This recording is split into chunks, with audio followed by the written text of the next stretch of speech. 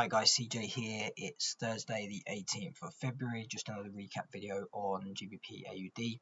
Unfortunately, poor execution again, took a loss for 1% on this trade. But as you can see, it's frustrating because it did hit my first target. So I'm just going to go to the daily and show you, why I was looking at this trade in the first place. You can see that on the daily chart, we've been trading inside the daily bearish candle for the last 3 days. So this was the strong bearish candle. And then we had, this trade here, this one here, and this one here.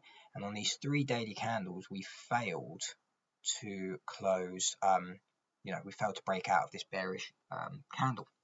It had the opportunity to, because it wicked up to here, but it closed below.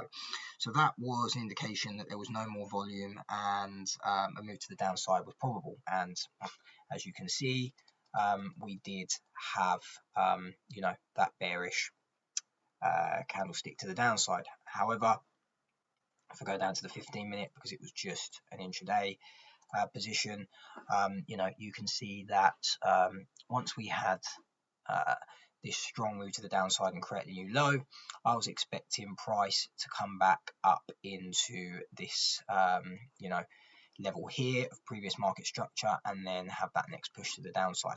Unfortunately, you can see that we just had that deeper retracement, and if I clone that, you can see that we came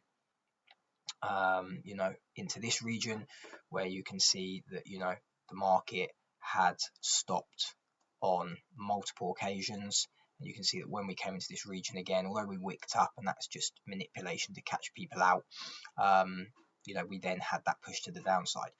And that's why you just got to be, you've got to monitor that, because obviously if you entered, a short position here and you were targeting these lows, where would you potentially have your stops? You're not going to have them up here. You're not going to get a good enough risk to reward.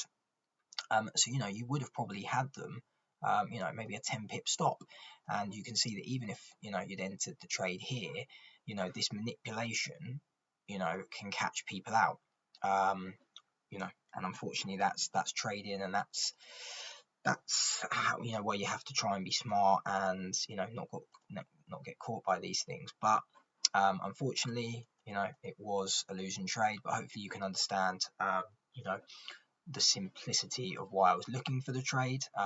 Looking at the daily time frame first, working my way down, looked at the 15 minutes of entry, but unfortunately on this occasion it didn't play out, and you can see that we bounced off this region anyway, and we can now see some pound strength, and we've broken back above the 1.79 key level.